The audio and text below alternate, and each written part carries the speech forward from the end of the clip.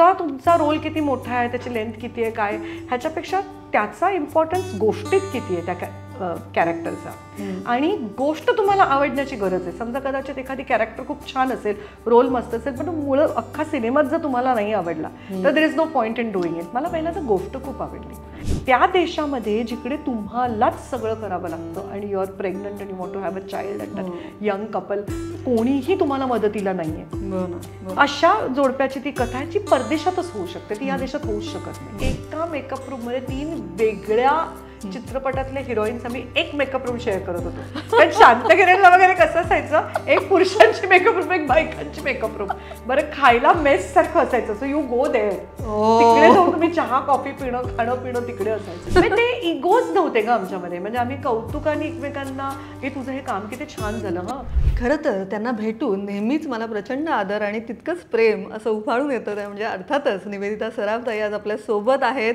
निवेदिता ताई, खूप मनापासून स्वागत नवशक्तीच्या स्टुडिओमध्ये. आणि तुम्ही खास वेळात वेळ काढून आलायत खरंच, कारण एकीकडे सिरियल चालू असते, सिनेमे चालू असतात आणि त्यात तुम्ही खास वेळ काढून आलायत. त्या मला तुझ्याशी गप्पा मारायला नेहमी आवडतं. येस, चलो मेरा तो दिन बन गया. नाही पण ताई, खरंच हा खूप छान सिनेमा आलेला आहे, बिन लग्नाची गोष्ट. आणि उमेश, प्रिया, तुम्ही, गिरीश ओक सरचं एक कॉम्बिनेशन पण खूप मस्त आहे. तर तुम्हीच सांगा की काय अशी खास बात होती की हा सिनेमा तुम्हाला स्वीकारावासा वाटला? मराठी सिनेमाचं सर्वात मोठं मला वाटतं बलस्थान म्हणजे सिनेमाची कथा. नेहमी आपण मराठी लोक त्या कथेच्या नेहमी प्रेमात असतोय की चांगला विषय असणं फार गरजेचं आहे. तर मला अट्रॅक्ट पहिल्यांदा त्या विषयाने केलं जेव्हा आदित्य इंगडेंनी मला ही कथा सांगितली. आणि त्याच्याकडे बाउंड स्क्रिप्ट होतं विच इम्प्रेस्ड मी इमेन्सली. कारण कसं लोक येऊन फक्त एक आम्ही तुम्हाला रूपरेषा देतो आणि खूप अगदी सिनेमाचं शूटिंग सुरू होत असतं तेव्हा कुठे त्यांचं स्क्रिप्ट तयार होतं. ह्याच्याकडे प्रॉपर बाउंड स्क्रिप्ट होतं. त्यांनी मला त्याचं वाचन करून दाखवलं. आणि रोल म्हणजे जे मी अशोककडनं बेसिकली शिकले की नुसता तुमचा रोल किती मोठा आहे, त्याची लेंथ किती आहे, काय, ह्याच्यापेक्षा त्याचा इम्पॉर्टन्स गोष्टीत किती आहे त्या कॅरेक्टरचा. आणि गोष्ट तुम्हाला आवडण्याची गरज आहे. समजा कदाचित एखादी कॅरेक्टर खूप छान असेल, रोल मस्त असेल, पण मुळं अख्खा सिनेमात जर तुम्हाला नाही आवडला तर there is no point in doing it. मला पहिल्यांदा गोष्ट खूप आवडली. जे म्हणायचंय ना, जे सांगायचंय ते खूप आवडलं. आणि आदित्य बरोबर अशोकने एक सिनेमा केला होता आंधळी कोशिंबीर म्हणून, तेव्हा त्याच्याबरोबर इंटरॅक्शन झालं होतं आंधळी कोशिंबीरच्या वेळेला. So I had lot of trust in him, कारण ज्या रीतीने त्यांनी तिची बाउंड स्क्रिप्ट केली आणि त्याचं कौतुक असं मला वाटतं, जेवढं त्यांनी लिहिलं तेवढं त्यांनी शूट केलं आणि जेवढं शूट केलं त्यातलं 90% ठेवलं. म्हणजे इतका तो क्लिअर होता, त्याला पूर्ण सिनेमा दिसला होता. आणि ते मला पहिलं आवडलं. रोल मला खूप आवडला. मला भाषा खूप आवडली. दुसरं बलस्थान या सिनेमाचं काय तुला सांगते, ह्याची भाषा, ह्याचे डायलॉग्स इतके सहज, सुंदर आणि इतकं छान म्हणायचं आहे ना त्यांना. आणि संवादांवर त्याची पकड नेहमीच आहे. आत्ताही आपण अलीबाबा पाहिला, जो तर संवादांची म्हणजे ती एक फटकेबाजी होती. आणि दुसरं छान काय माहितीये का, ह्याच्यामध्ये काय होतं, जेव्हा आता एक ओल्डर कपलबद्दल तुम्हाला बोलायचं आणि एका यंगर कपलबद्दल तुम्हाला बोलायचं आहे, 2 वेगळ्या जनरेशन्सबद्दल. तर आदित्य ते यंगर जनरेशनच्या जास्त जवळ आहे वयाने नॅचरली, तर तेव्हा त्या व्यक्तिरेखा जास्त सुस्पष्ट होतात. पण मोठ्यांचे प्रॉब्लेम्सच तुम्हाला माहिती नाहीत, मोठे म्हणजे वयाने मोठे असणाऱ्यांचे, ते तुम्ही अनुभवलेलेच नाही आहेत. त्यामुळे त्या ना तितक्या छान रीतीने त्यांचं म्हणणं मांडलं जात नाही. बऱ्याचदा असं होतं. पण ह्या सिनेमात तसं झालं नाही आहे. ह्या सिनेमात आमच्या एज ग्रुपचं पण म्हणणं तितक्याच प्रभावीपणे मांडलं गेलं आहे, जे मला फार आवडलं. आणि म्हटलं तसं खूप दिवसांनी इतकं सुंदर मराठी कानावर पडत आहे, डायलॉग्स इतके सहज आहेत आणि म्हणून चांगलं मराठी. आणि म्हणून हा सिनेमा करणं खूप कठीण होतं. कारण ना असं काय म्हणूया आपण, असं ओव्हर द टॉप अभिनय करणं खरं तर सोपं असतं, कारण अर्ध काम ते तुमच्या त्या लेखनानेच केलेलं असतं. इथे जेव्हा सहज सुंदर रोजच्या बोलण्यातले डायलॉग्स तुम्हाला जेव्हा बोलायचे असतात तेव्हा ते सीन्स कठीण असतात. आणि आदित्यच्या लेखनाची गंमत काय आहे, जे वाक्य लिहिली आहेत ना, म्हणजे तू आणि मी कॉन्व्हर्सेशन करतोय, आपण बोलतोय एक, पण त्यातले गर्भितार्थ खूप आहेत. हो, जे त्यांनी ना ट्रेलर मधला एक संवाद मला लक्षात सांगून टाकतेस का तिला? हो, काय असेल हे, उत्सुकता लागली मला. मला वाटतं हेच तुम्ही सांगताय आता. हो. तर त्या 2 संवादांमधला, जसं आता माझा आणि उमेशचा एक अतिशय सुंदर सीन आहे आणि तो बेसिकली थिएटरचा असल्यामुळे आदित्यने काय केलं, त्याला ना ते सीनचं क्राफ्टिंग खूप छान केलं होतं त्याने. म्हणजे मी चहा करते एका बाजूला, मग उमेश उठतो, मग मला दूध आणून देतो फ्रीजमधनं आणि इतकं नॅचरली मी चहा करता करता त्याच्याशी असं करून बोलते आणि मी त्याच्यासमोर चहा ठेवते आणि आम्ही दोघं, तो बसलाय आणि मी अशी उभी आणि आम्ही एकमेकांसमोर बोलतोय. तर तो संवाद साधताना सिम्पल होतं की काय रे आई वडील काय करतात तुझे, अच्छा म्हणजे माहिती आहे का ऋतिकाबद्दल, किंवा सो बोलतोय आम्ही सिम्पल, पण त्याच्यामध्ये आतमध्ये हिडन मिनिंग्स खूप आहेत जे बाहेर काढणं खूप कठीण होतं अभिनय म्हणून. ॲट द सेम टाइम त्यांनी ऑलमोस्ट अख्खा scene one shot one scene सारखा डिझाईन केला होता. आता उमेश आम्हाला तेच सांगत होता की तो वन शॉट होता, तुमचं कास्टिंग केलेलं आहे कारण तुम्हीच करू शकताय. आणि त्या उलट एक सीन आमचा होता ज्याच्यामध्ये आम्ही 4 जण बसलो डायनिंग टेबलवरती आणि तिकडे एकही मोमेंट नाही आहे, पण प्रत्येकाचं कटिंग त्यांनी खूप छान वेगवेगळ्या अँगल्सनी घेऊन केलं आहे. सो अशा गोष्टी त्यांनी खूप छान दिग्दर्शक म्हणून केल्यात आणि तो इतका डेफिनेट होता ना, तर ॲक्टर्स म्हणून आम्हाला फक्त त्याला फॉलो करायचं होतं बिकॉज ही न्यू त्याला काय पाहिजे. दुसरं, युजली जेव्हा सिनेमा आपण लंडनमध्ये झाला म्हणतो तेव्हा बऱ्याचदा असं होतं की लंडन किंवा का, हा साताऱ्यालाही होऊ शकतो ही गोष्ट, ही गोष्ट कुठे पुण्यातही होऊ शकते किंवा मुंबईतही घडू शकते. पण ह्या सिनेमाची गोष्ट जी आहे ना ती मुळात परदेशातलीच आहे, ती गोष्ट इकडची नाहीच आहे. ओके. कारण आपल्याकडे इथे आजूबाजूला आपल्याला खूप मदत असते, नातेवाईक असतात, शेजारी पाजारी असतात, तुम्ही you can afford and keep servants. त्या देशामध्ये जिकडे तुम्हालाच सगळं करावं लागतं आणि you are pregnant and you want to have a child and young couple, कोणीही तुम्हाला मदतीला नाहीये, अशा जोडप्याची ती कथा ची परदेशातच होऊ शकते, ती या देशात होऊच शकत नाही. बरोबर. इथले नियम वेगळे, ते नियम वेगळे. आणि आत्ता मी तुला सांगते, मी वाडा चिरेबंदीसाठी अमेरिकेच्या दौऱ्यावरती गेलो होतो तेव्हा मी एक अनुभव घेतलाय की पूर्वी कसं महाराष्ट्र मंडळातली माणसं जास्त करून पुणे, मुंबई, औरंगाबाद वगैरे अशी या मेजर शहरांमधली असायची. आत्ता यावेळेला आम्ही गेलो ना तेव्हा मी बघितलं बीड किंवा असं कोणी लातूरचं कोणी होतं किंवा मराठवाड्यातलं कोणी होतं. सो आता ना तिकडची मुलं पण खूप परदेशात गेली आहेत. त्यामुळे हा प्रश्न फक्त मुंबई पुण्यापुरता मर्यादित नाही आहे की ज्यांची मुलं परदेशात आहेत मग आम्हाला काय, आम्ही कुठे आयडेंटिफाय करणार त्याच्याशी, तसं नाही आहे. आता त्या उर्वरित महाराष्ट्रातली पण सगळ्यांची, कोकणातली म्हण, खूप जणांची मुलं आता परदेशात गेलेली आहेत. त्यामुळे त्यांचे प्रॉब्लेम्स, आई वडील तिकडे गेले तर त्यांचे प्रॉब्लेम्स हे आता आयडेंटिफायबल आहेत. सो हा सिनेमा सगळ्यांसाठी आहे, फक्त शहरासाठी असं मला वाटत नाही. आणि काय आहे, आई आणि मुलीमधली रिलेशनशिप किंवा नवरा बायकोमधली रिलेशनशिप किंवा वडील आणि मुलामधली रिलेशनशिप हा काही कुठल्या एका स्तरातली नाही आहे ना, ती समाजातल्या सगळ्या भागांमधली आहे. त्यामुळे हा सिनेमा कुठेही, गावाकडे सुद्धा तसाच बघितला जाईल किंवा शहरात पण तसा बघितला जाईल आणि अख्ख्या फॅमिलीने एकत्र येऊन बसून एन्जॉय करावा असा तो सिनेमा आहे. आणि त्याच्यामध्ये मला ना त्या दोन्ही पिढ्यांचं म्हणणं खूप आवडलंय. माझ्या तोंडी एक वाक्य आहे त्याच्यामध्ये की या मुलांना असं वाटतं ना आपले आई वडील आहेत, पण ती ही माणसं आहेत, त्यांच्याही काही गरजा आहेत, हे तुम्ही विसरून जाता. हे किती खरं वाक्य आहे. किंवा एक मी म्हणते की आपण कोणाला आन्सरेबल नाही आहोत ह्याच्यासारखा दुसरा पोरकेपणा नाही. हे काय सुंदर वाक्य आहे, किती म्हणजे खूपच आहे. आणि तो एकटेपणा हा आजार आहे आता, कारण आत्ताच्या मुलांना आन्सरेबल नाही राहायचं म्हणून त्यांना लग्नच करायचं नाही आणि म्हणून त्यांना मुलं बाळही नको आहेत, कारण त्यांना रिस्पॉन्सिबिलिटीज नको आहे. बरोबर आहे. सो अशा वेळेला त्यातलं जे त्या पिढीचं म्हणणं आहे आणि आधीच्या पिढीचं म्हणणं आहे ना, दोघांचंही म्हणणं खूप छान रीतीने मांडलं गेलं आहे आणि खूप गरज आहे मला असं वाटतं अशा प्रकारचा सिनेमा वर्क व्हायची ओव्हरऑल इंडस्ट्रीसाठी. तर निर्माते धजावतील अजून अशा प्रकारचे प्रॉब्लेम्स जे आपण म्हणूया खरे प्रॉब्लेम्स, जो आपण म्हणतो कॉन्टेंट तो चांगला content. Exactly, you sed it. की तुम्ही टिकमार्क करा, उत्तम कथाविषय, उत्तम संवाद, उत्तम दिग्दर्शन, उत्तम काय म्हणूया प्रोडक्शन. कारण आम्ही लंडनमध्ये हा सिनेमा केला. आय वॉज लिटल वरीड लंडनमध्ये जाऊन करायचं म्हणून, कारण आम्ही एक डेली सोप पण करत होते, पण मला कॉपरेट केलं आमच्या प्रोड्युसरनी विद्याधर पाठाऱ्यांनी आणि तेव्हा कलर्स मराठीनी पण कॉपरेट केलं म्हणून मी जाऊ शकले. इतकं छोटंसं युनिट होतं, इकडे एवढी माणसं असतात.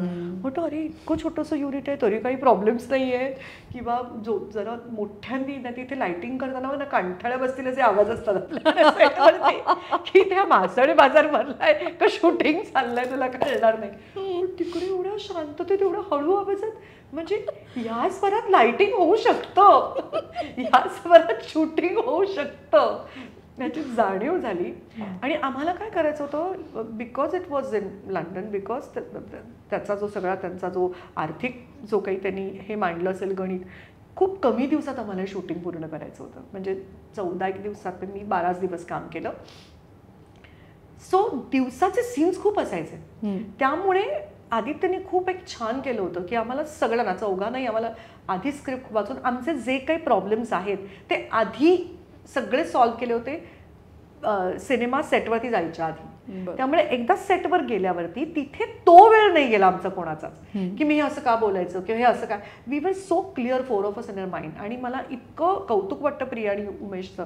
म्हणजे मी पहिल्यांदा त्या दोघांबरोबर काम करते. इतकं गोड कपल आहे.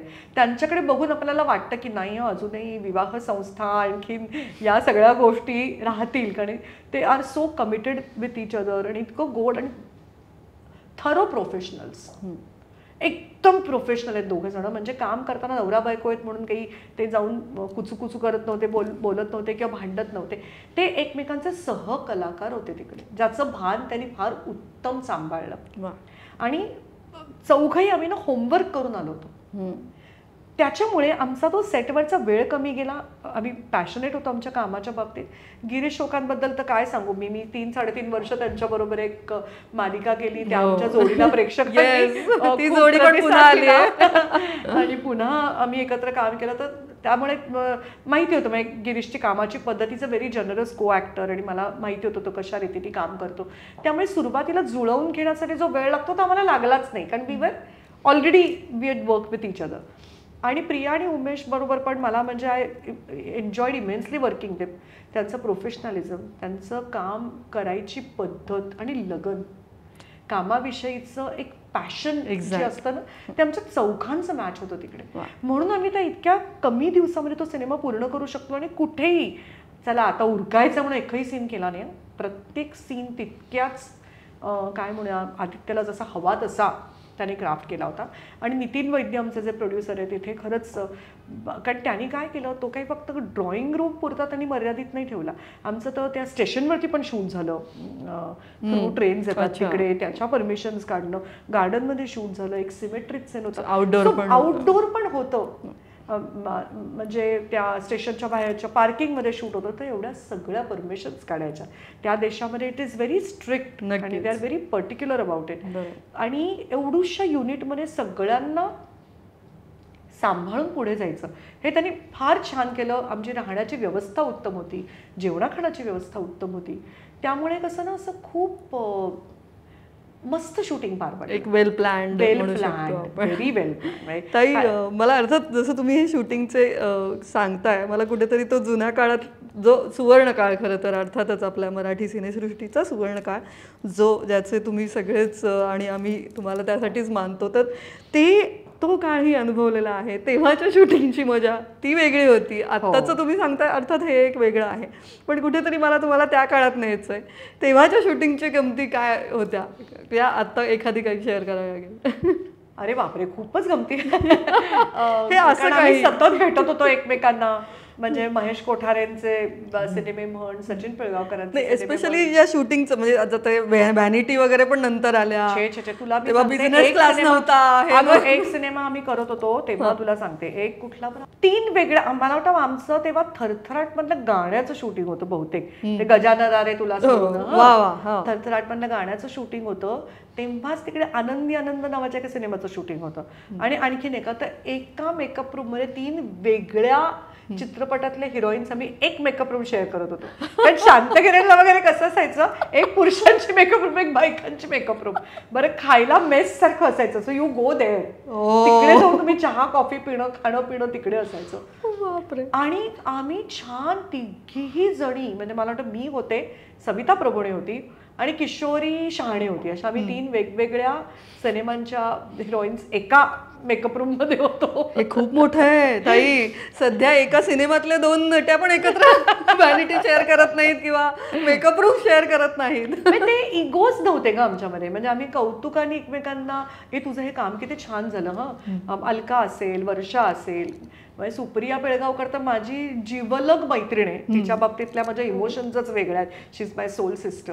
पण जसे आम्ही वेगवेगळ्या अश्विनी भावे असेल, मी आणि अश्विनीने पण 2 सिनेमांमध्ये एकत्र काम केलं. अशी ही बनवा बनवी आणि मला वाटतं किस बाय किस नावाचा सिनेमा. वर्षाबरोबर मी काम केलं. अलकाने मी मला वाटतं एकच सिनेमा केला, बाळाचे बाब ब्रह्मचारी. पण आम्ही जेव्हा भेटायचो ना, we had a very good healthy competition.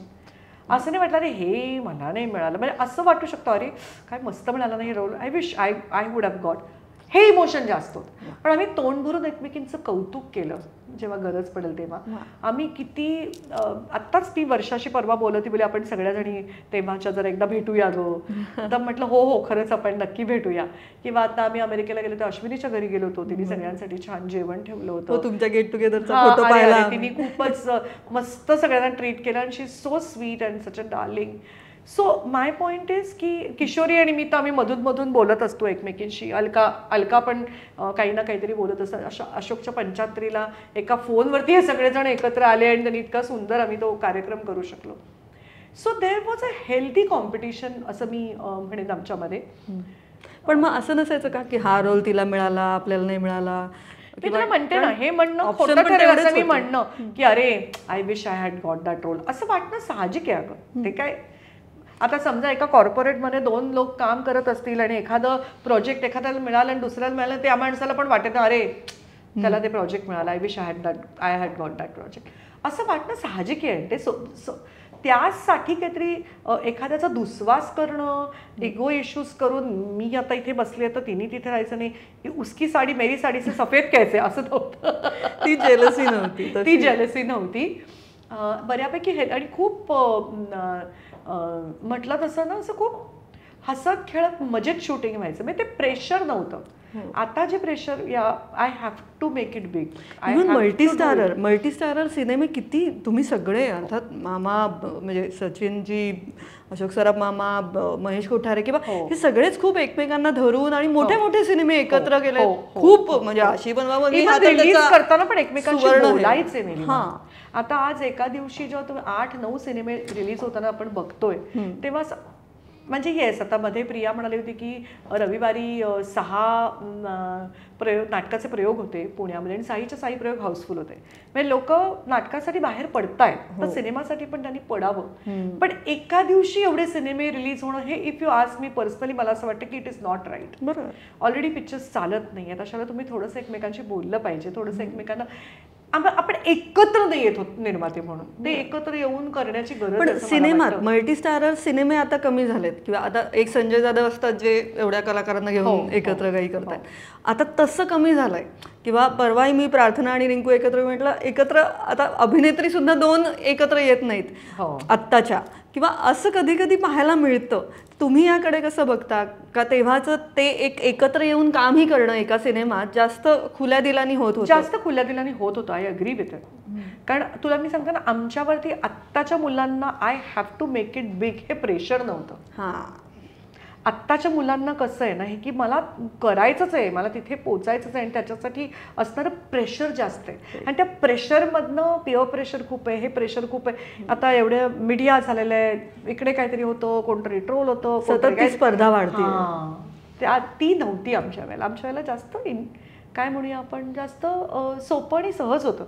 आम्ही काम करत होतो. I want to do it big, I want to do good cinema and I want to do good work हे होतं. पण त्याच्यासाठी एक कठोट हे नव्हतं की एखाद्याला कोपर मारून मला पुढे जायचं आहे अशा टाईपची कॉम्पिटिशन नव्हती असं मला म्हणायचं. आता जी आहे आणि मी फार नाही दोष देणार त्यांना. आता ते काय झालंय ना एकंदरीतच म्हणजे इव्हन आपण मीडियाने पण तसं ते केलेलं आहे. मीडिया पण आहे, सोशल मीडिया पण आहे. आणि ट्रोल होणं आहे म्हण किंवा काय आहे म्हण आणि ह्या सगळ्यामध्ये ना आपला प्रेझेन्स सतत दिसला पाहिजे ह्याच्यासाठी एक जीवघेणी नाहीतर लोक विसरतील, हा ही एक भीती आहे. तसं आमच्या वेळी विशेष नव्हतं कम्पॅरेटिव्हली. तुम्हाला विसरूच शकत नाही कधीच आयुष्यात. म्हणजे त्या दर्जाचं ते काम आहे. Screen was big screen, you know, it was big screen, खरोखरच तसा होता. सो ती ह्या मुलींना स्पर्धा जास्त फेस करावी लागते. काय म्हणूया आपण, प्रत्येक पिढीनुसार ना त्या गोष्टी बदलतात. सो आमच्या पिढीचे निकष मी त्यांना लावणं योग्य आहे असं मला वाटत नाही. त्यांचे चॅलेंजेस खूप वेगळे आहेत. आज मी त्या चॅलेंजमध्ये त्यात एक सहभाग नाही आहे, कारण मी माझी पोझिशन वेगळी आहे. सो काय माहिती, कदाचित इन देअर शूज प्रॉबेबली स्वतःचं अस्तित्व टिकवण्यासाठी त्यांना ते करावं लागत असेल असं मी म्हणेन. आणि एक मला इंटरेस्टिंग या सिनेमाची गोष्टीच्या निमित्तानं असं एक इंटरेस्टिंग जाणवलं की आता तुम्ही तर म्हणजे फेवरेट आई तर आहातच स्क्रीनची, आणि आत्तासुद्धा म्हणजे फर्स्ट क्लास दाभाडे पण असेल त्याच्यातही तुम्ही छान आईच्या भूमिकेत होतात. पण त्या जेव्हा या वयात ज्या भूमिका मिळण्याची शक्यता आता कमी होत असते, की एक लिमिटेड प्रकारचेच भूमिका मिळत असतात, तेव्हा एक अशा प्रकारची भूमिका समोर येते, तेव्हा तुम्ही अशा भूमिकांच्या शोधात असता का? हो, आणि नाटकामध्ये मला करायला मिळालं. मला वाडाचेरीमध्ये मिळालं, मग्न तळ्याकाठी मिळालं, मी स्वरा आणि ते दोघं मिळालं, जी पूर्ण त्या बाईची नाटकं होती. अशोक बरोबर मी जे केलं ते सारखं छातीत दुखतंय. सो ही मला थिएटरमध्ये करायला मिळाली, आणि मला सेकंड इनिंगमध्ये चांगलं करायला मिळालं काम. आणि म्हणून कुठेतरी ना मला वाटतं टेलिव्हिजनकडे माझ्या वयाची माणसं जास्त जातात, कारण टेलिव्हिजन बघणाऱ्या प्रेक्षकांचं वय वाढलंय. आज यंगस्टर्स कोणी टेलिव्हिजन बघत नाही, ते OTT बघतात, ते फोनवरती बघतात. TV समोर बसून जो प्रेक्षक वर्ग बघतो तो 40च्या पुढचा आहे, आणि म्हणून 40च्या पुढच्या लोकांचे प्रश्न आज जास्त वर्क होतात. म्हणून नायिका, आज मला अगबाई सासूबाई मध्ये नायिका करायला मिळालं, की आई आणि बाबा रिटायर होत आहेत, मला टायटल रोल करायला मिळाला. सो आज त्या एज ग्रुपचे प्रश्न जे आहेत ते ऐरणीवरती आलेत, कारण बघणारा प्रेक्षक वर्ग तो आहे टेलिव्हिजनचा. त्यामुळे तुम्ही टेलिव्हिजनमध्येही रमताय. हो हो, मला आवडतंच TV करायला, मला खूप आवडतं, कारण त्या आईचं काहीतरी म्हणणं आहे. म्हणून तू म्हणतेस तसं ते रोल्स त्या एज ग्रुपचे मला करायला मिळतात, जे या सिनेमात मला करायला मिळालं. हा सिनेमा त्या चौघांचा आहे. त्या माझ्या वाट्याला पण खूप छान सीन्स आले, मला ते खूप चांगल्या रीतीने करता आले. म्हणजे बरोबर इतके चांगले सहकलाकार होते, प्रिया, उमेश, गिरीश, आणि आदित्यसारखा उत्तम दिग्दर्शक होता, उत्तम स्क्रिप्ट होतं मुख्य म्हणजे. त्यामुळे करायला खूप मजा आली मला हा रोल. आणि मी म्हणते तसं सगळे बॉक्स टिक्ड आहेत. उत्तम कथाविषय, नेत्र सुखद, उत्तम dialogues, good casting, good direction, उत्तम निर्मिती मूल्य. आता काय आहे, ताट वाढलंय, आता तुम्हाला फक्त बसून जेवायचंय. तरी प्रेक्षकांनी केलं पाहिजे, माझी फार ही विनंती. महाराष्ट्रीयन म्हणून मला वाटतं आपलं आद्य कर्तव्य आहे की सिनेमे चालवले पाहिजेत, आणि त्यासाठी प्लीज घराबाहेर पडा, आणि 12 सप्टेंबरला आमचा बिन लग्नाची गोष्ट हा सिनेमा प्लीज बघा. नक्की. जाता जाता मी एक प्रश्न विचारते फक्त, की आता कोणत्या भूमिकांचा शोध असेल, काय करावं असं वाटतं, किंवा एखादा ड्रीम रोल जो तुम्ही आता शेअर करू शकता? ड्रीम रोल असं म्हणजे आपल्याला असं वाटतं अजून खूप करायचं आहे, बिकॉज हे ना इतकं डीप आहे ना, तुम्ही जितकं खोल जाल ना तुम्हाला असं वाटतं अरे अजून तळ खूप आहे, अजून मला खूप शिकायचं, अजून मला खूप यायला पाहिजे, मला अजून खूप दाखवायचं आहे, मला अजून खूप काही करायचं आहे, एवढंच केलं मी असं आपल्याला वाटत राहतं, आणि आपण अजून अजून अजून त्याच्यात जातो. हे म्हणताय अभिनेत्रींनी बघितलं पाहिजे. नाही, ते अथांग आहे, कारण त्याचं तेवढं ते पॅशन तुमच्यासाठी असणं गरजेचं. Because I am very passionate about acting. म्हणजे मला खूप, मग ते कुठलंही मीडियम असू दे, मला नाटक तितकंच आवडतं, टेलिव्हिजन तितकाच आवडतो, आणि मला सिनेमाही तितकाच आवडतो.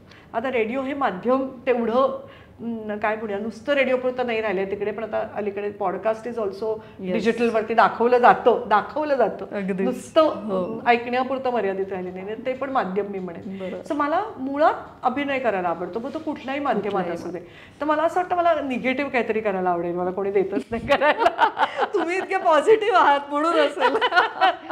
सो अजून खूप अशा भूमिका आहेत की मला खरंच करायला आवडतील, की वेगवेगळ्या भूमिका याव्यात अशी माझी इच्छा आहे. मग त्यासाठी थिएटर, टेलिव्हिजन आणि फिल्म हे कुठलंही माध्यम असू दे, मला तिन्ही माध्यम आवडतात, मला तिन्ही माध्यमांमध्ये मी रमते.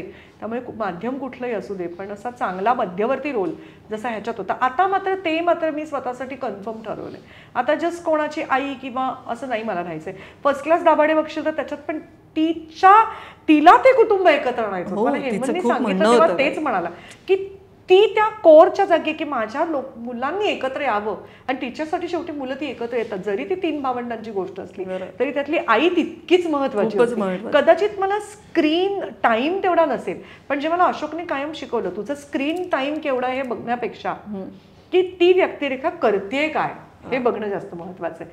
त्यामुळे मला असं मध्यवर्ती व्यक्तिरेखा अजून खूप आवडतील करायला.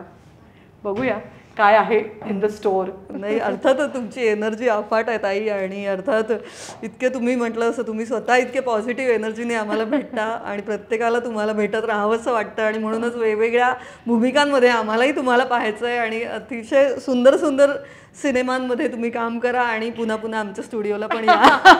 हा माझा स्वार्थ आहे, त्यामुळे पुन्हा पुन्हा भेटत राहू. सध्या बिनलग्नाची गोष्ट या सिनेमासाठी खूप मनापासून शुभेच्छा. थँक्यू. आणि खरंच बघा, बिनलग्नाची गोष्ट 12 सप्टेंबर पासून पूर्ण भारतभर, भारताच्या बाहेर या सिनेमा रिलीज होतोय. अख्ख्या कुटुंबानी एकत्र बसून बघावं असा हा सिनेमा आहे.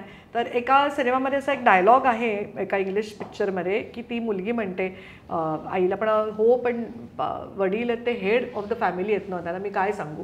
त्याच्यात ती आई म्हणते हे बघ, वडील हे हेड ऑफ द फॅमिली असतात, पण बाई असते ना ती नेक ऑफ द फॅमिली असते.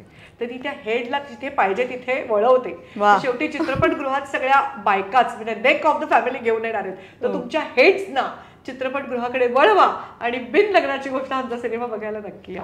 क्या बात आहे, मस्तच, खूपच आवडलाय मला हा संवाद सुद्धा. थँक्यू सो मच ताई, आणि खूप खूप मनापासून शुभेच्छा. थँक्यू.